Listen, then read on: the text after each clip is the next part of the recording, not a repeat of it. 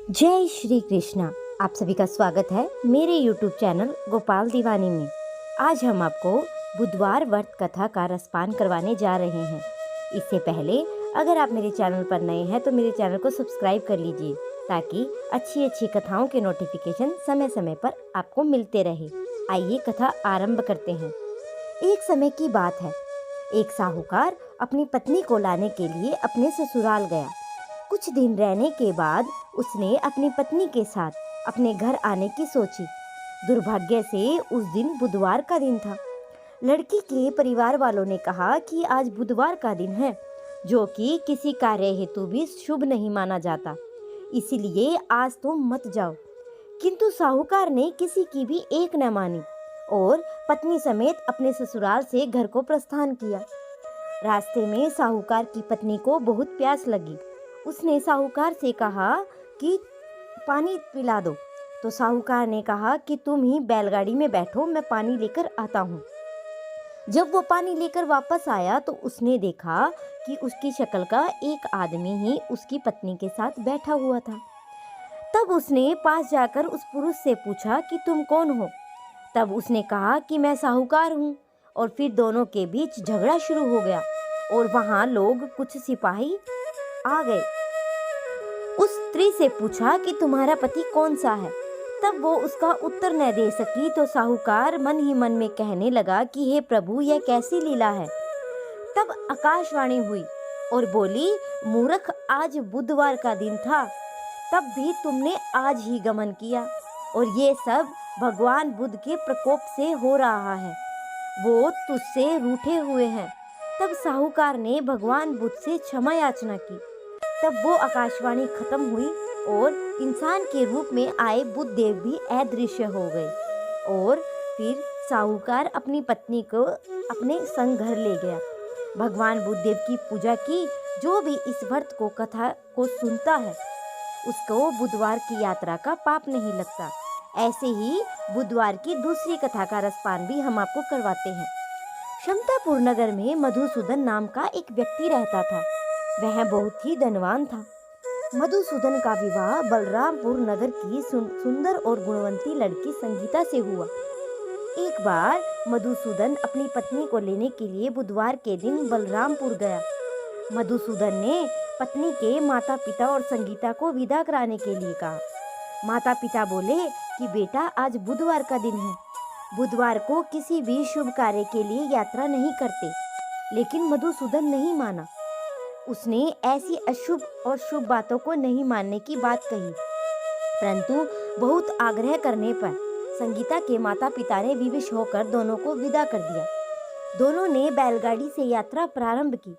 2 कोस यात्रा के बाद उसकी गाड़ी का एक पहिया टूट गया और वहां से दोनों ने ही पैदल यात्रा शुरू कर दी। रास्ते में संगीता को बहुत ही प्यास लगी।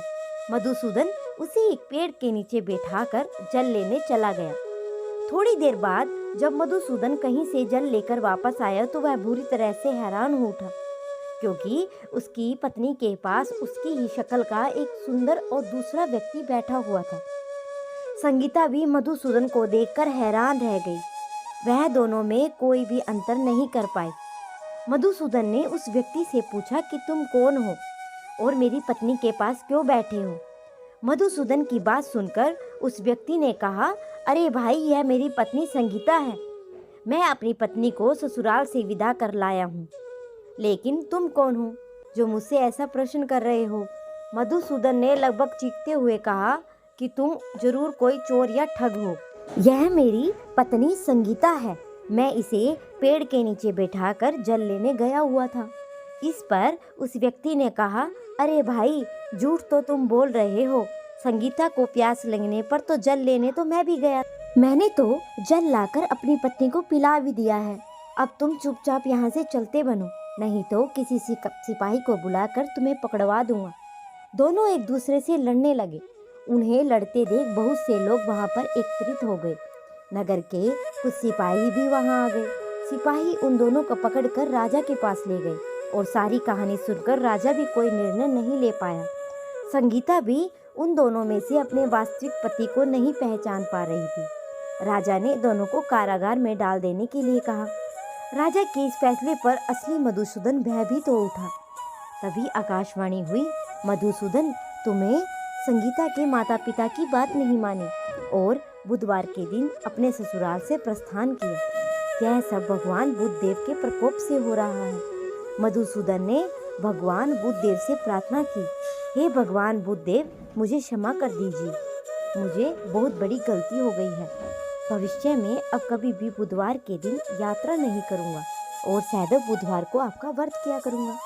मधुसूदन के प्रार्थना करने से भगवान बुद्धदेव ने उसे क्षमा कर दिया।